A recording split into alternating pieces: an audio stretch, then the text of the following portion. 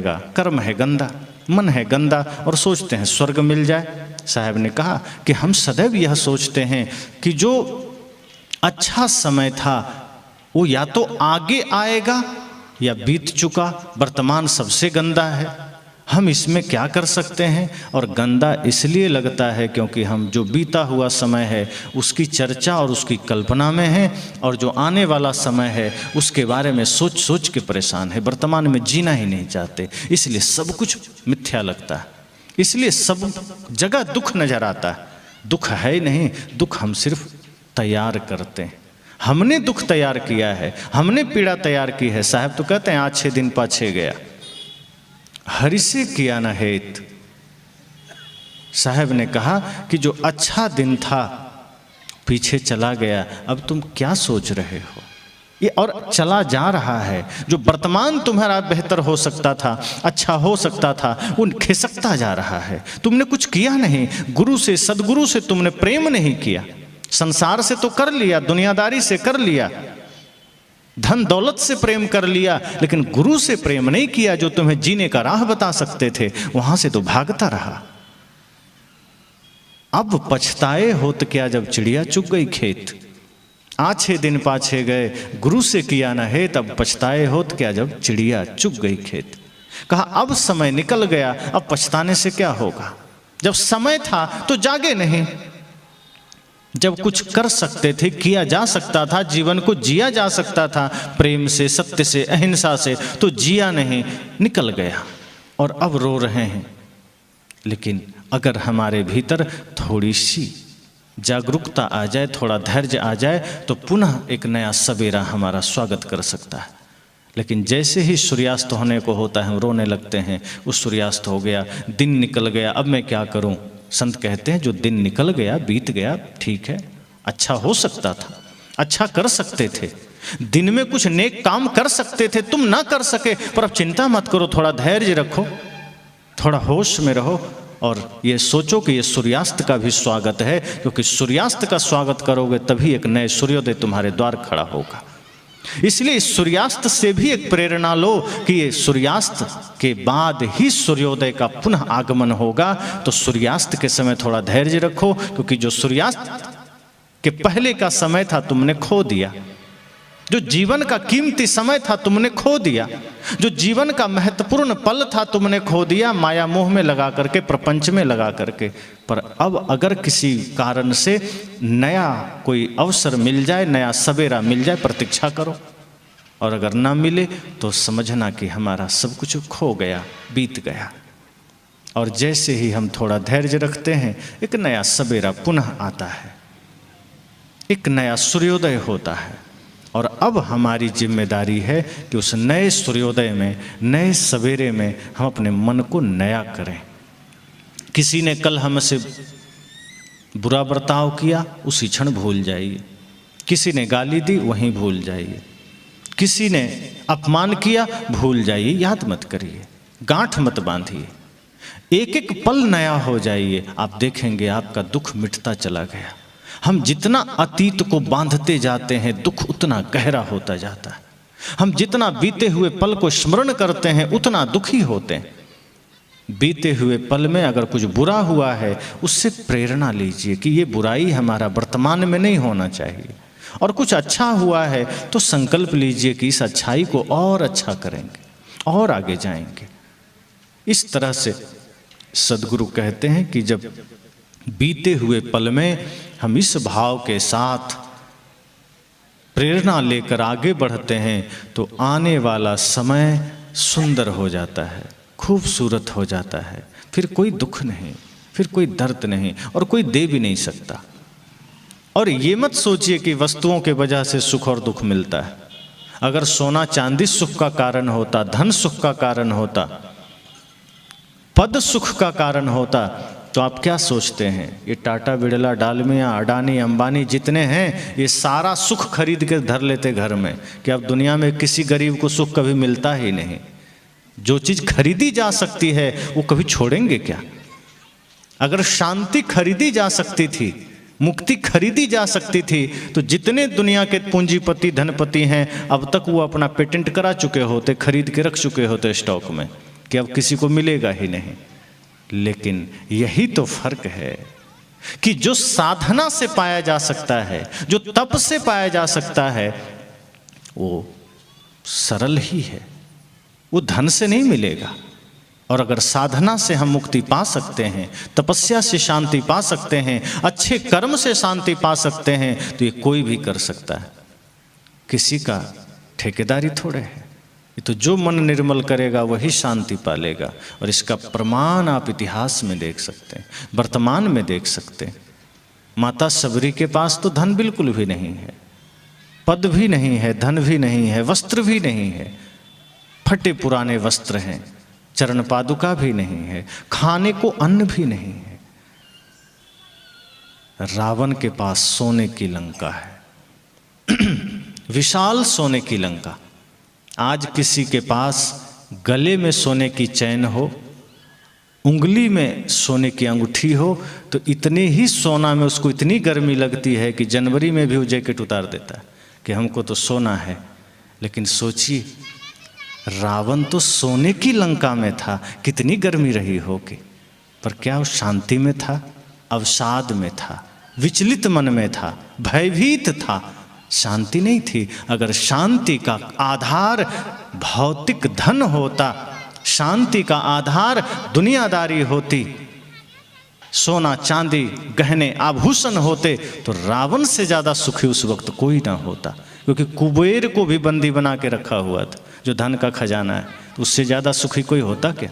लेकिन आप भी जानते हैं कि उस वक्त उससे ज़्यादा भयभीत और पीड़ित कोई नहीं था। लेकिन माता सबरी सुखी थी। क्यों? मैं कहा करता हूँ इसलिए सुखी थी क्योंकि जो धन माता सबरी के पास था, उस धन के सामने बाहर का धन तुलना में ही नहीं है। हम तुलना क्या करें? सदगुरु कबीर पहले ही कह दिया, अरब खरबलों दर्ब है, उदय अस्तलो राज, भक्ति महात्म ना तुले, ये सब कोने काज। वही भक्ति प्रेम सत्य को जब मीराबाई ने पाया, तब उन्होंने कहा, जब पहले महल में थी, सोना चांदी पास में था, नौकर चाकर साथ में थे, हीरे जवाहरात थे, तब मीराबाई ने कुछ नहीं कहा।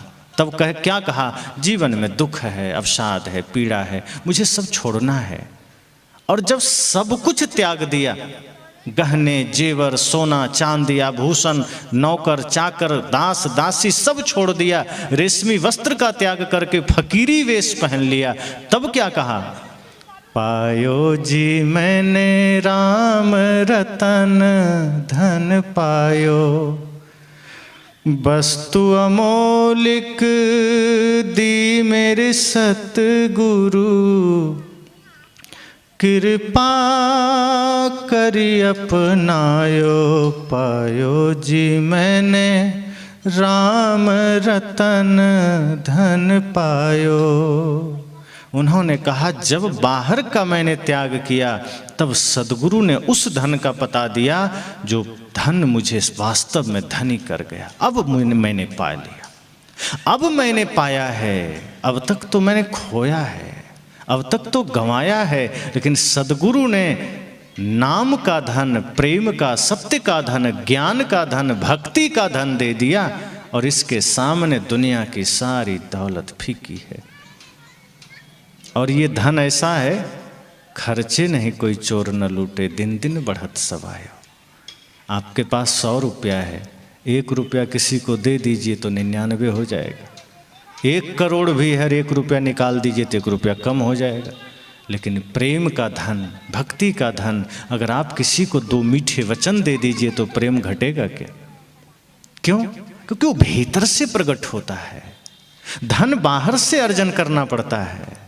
जो भी चीजें बाहर से अर्जित करेंगे वो घट जाएगी। संसार को बाहर से बटोरना पड़ता है। बाहर की समृद्धि कम होती चली जाएगी क्योंकि वो बाहर से आई है। टंकी में आप पानी भरते हैं ना, किसी के छत पर 500 लीटर की, किसी के छत पर 1000 लीटर के, कोई है 5-5 हज़ार की, 10-10 हज़ार की टंकियां बना लेते हैं। और पूरे मोहल्ले के लिए 50-50 हज़ार, 1-1, 2-2 लाख की टंकियां बनती। कितनी भी बड़ी टंकी हो, पानी उसमें बाहर से भरा जाता है, उसका अपना कुछ भी नहीं। और उसमें से किसी ने एक गिलास निकाल लिया तो उस बड़े से बड़े टंकी में गिलास कम हो गया कि नहीं? अपने से पैदा होगा पानी? नहीं होगा, क्योंकि वो पानी उसका नहीं है, वो बाहर से आया है। तो बड़ी से बड़ी टंकी भी खाली हो जाएगी, उतना कम हो जाएगा। हमारे पास भी जो चीज़ें हमने बाहर से बटोरा है, धन पद सुख समृद्धि जो बाहर से लिया है, वो धीरे धीरे कम हो जाएगा। लेकिन आप देखिए, बोर में कुआं में कभी पानी कम होगा? एक बाल्टी निकाल लीजिए, फिर उतना हो जाएगा। क्यों? किसी से लिया नहीं है, उसका खुद का है, वो भीतर प्रकट हुआ है। जो खुद प्रकट होता है वो कभी घटता नहीं है। ऐसे ही भक्ति जब भीतर जागृत होती है, प्रेम जब जागृत होता है, क्योंकि बाहर से लिया नहीं जा सकता, बाहर से सिर्फ मार्ग जाना जा सकता है, भीतर ही मौजूद है भक्ति। मेहंदी के पत्ते में जैसे लाली मौजूद है, ऐसे ही सबके भीतर में परम शांति मौजूद है। ये जीव का स्वरूप ही शांति है, जीव का स्वरूप ही ज्ञान है, प्रेम है, सत्य है। इसे सिर्फ जागृत करना होता है। और जिस दिन ध्यान सत्संग के द्वारा, गुरु के द्वारा हम अपने भीतर के प्रेम को जागृत कर लेते हैं, अपनी भक्ति को जागृत कर लेते हैं, फिर खर्चे नहीं कोई चोर न लूटे, दिन दिन बढ़त सवायो। फिर वो बढ़ता ही जाता है, वो घटता नहीं है। फिर हमारे अंदर यही भाव जगता है कि ज्योति से ज्योति जगाते चलो, प्रेम की गंगा बहाते चलो, राह में आए जो दीन दुखी सबको गले से लगाते चलो। फिर हमारी यात्रा ऐसी होती, फिर कोई दुख नहीं, कोई विषाद नहीं। इसलिए मैंने कहा कि हमारा हर पल नया हो सकता है, हर पल खूबसूरत हो सकता है। हम अपने वर्तमान जीवन को आनंदमयी बना सकते हैं। ये दुख किसी दूसरे ने नहीं दिए हैं। आपको लगता है कि किसी के वजह से हम दुखी हो गए, तो किसी के वजह से अगर आप दुखी हुए और किसी के वजह से ही सुखी होना चाहते हैं, तो वो सुख फिर मिट जाएगा, वो आनंद पुनः मिट जाएगा। लेकिन अगर आपने अपनी तपस्या, अपनी साधना से शांति पाई है, वो कोई नहीं छीन सकता, कोई नहीं बांट सकता। इसलिए जो बीता है उसमें मन अटकाना दुख को निमंत्रण देना है, और जो नहीं आया समय उस पर मन को आस बंधाना कि शायद 25 में हमारे किस्मत खुलेंगे, तो 25 में क्या 50 में भी नहीं खुलेंगे अगर यही कर्म रहा तो। अगर मन निर्मल किए तो आज 31 दिसंबर 2024 को भी किस्मत खुल सकती, इसी क्षण खुल सकती। लेकिन अगर मन गंदा रहा तो नहीं खुलेगा, और मजबूत ताले लगते चले जाएंगे, और वो इतनी मजबूती से बंद हो जाएगा कि हम फिर डिप्रेशन में चले जाएंगे, अवसाद में चले जाएंगे। इसलिए जीवन का सूत्र यही है कि वर्तमान में जिए। जो बीत गया उसकी चिंता नहीं, जो आने वाला है उसकी कल्पना नहीं, जो वर्तमान हाथ में है इसे खूबसूरत कैसे बनाया जाए इसका प्रयास हो। कभी होली है, अभी होली आएगी, उससे पहले बसंत पंचमी का त्यौहार, पहले बीता दिवाली, दशहरा, ऐसे त्यौहार आते हैं चले जाते हैं। एक एक दिन हम थोड़ा खुश होने का प्रयास करते हैं कि कोई त्यौहार आए तो खुश हो ले। संत कहते हैं आप अपने एक एक पल को त्यौहार बनाइए, एक एक क्षण को उत्सव बनाइए। जब आप उत्सव बनाएंगे और अपने एक एक पल को खूबसूरत बनाकर उसको जिएंगे, तो आपको पता चलेगा कि हर दिन आपके जीवन में सुख है, हर दिन समृद्धि है। और जिसने अपने एक एक पल को उत्सव बनाया उसकी मृत्यु भी महोत्सव बन जाती है, वरना वो भी पीड़ादायक होती है, वो भी भयंकर दुखदायी होती। जिसने मृत्यु को भी महोत्सव बनाना जान लिया, समझना वही तो विजयी हुआ। और हमारा तो सूत्र यही है कि आप जीवन से हार के मत जाइए, विजयी होकर जाइए। तो 31 दिसंबर है, ये बीत जाएगा। 1 जनवरी 2025 आएगा।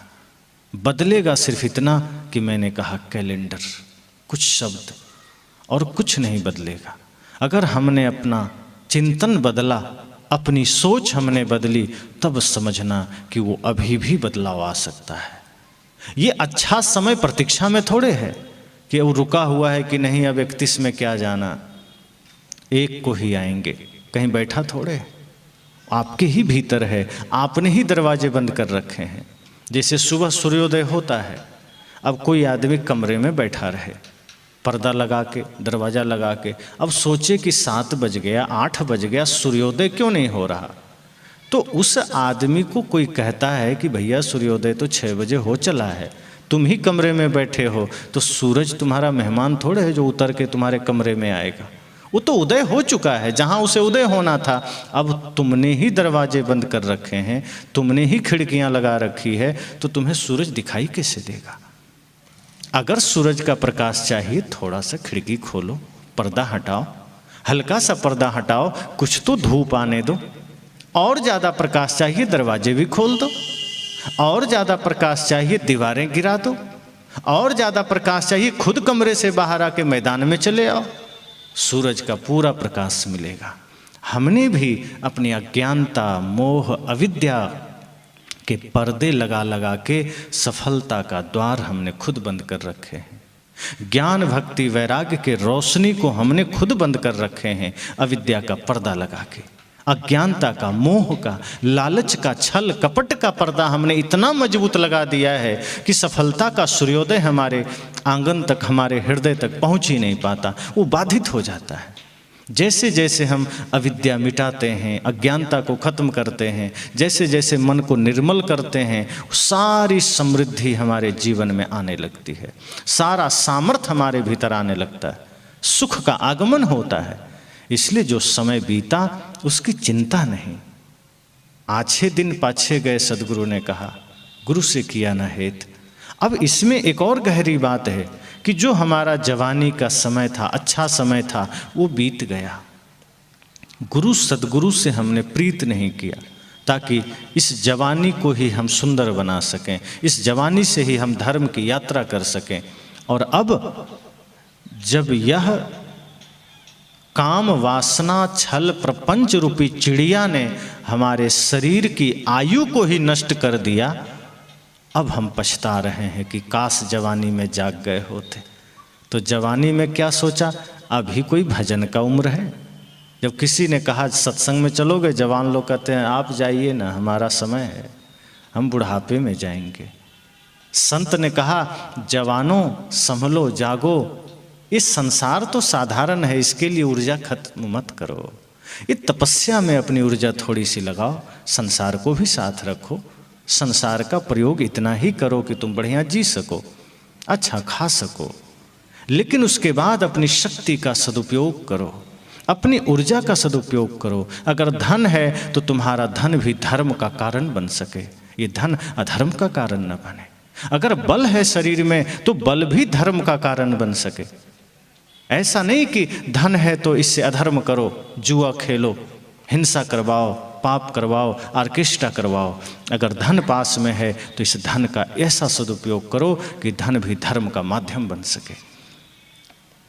अगर शरीर में बल है तो हनुमान जी का बल समाज के लिए उपयोगी था, हनुमान जी भी बलशाली थे, पर बल का प्रयोग उन्होंने सदैव निर्बल के लिए किया, कभी भी किसी को सताने के लिए नहीं किया। और हमारे पास बल हो जाए तो हम सताने में करने लगते हैं, रौब दिखाने में करने लग जाते हैं, दबंगई दिखाने में, किसी को धमकाने में। साहब कहते हैं आपका बल भी फिर अधर्म का कारण बन गया। बल पास में है तो उसे भी धर्म का माध्यम बना लीजिए, धन पास में है उसे भी धर्म का माध्यम बना लीजिए, और ज्ञान पास में है तो ज्ञान तो खुद ही परिचय दे रहा है कि ज्ञान मतलब जहाँ सही गलत का निर्णय हो।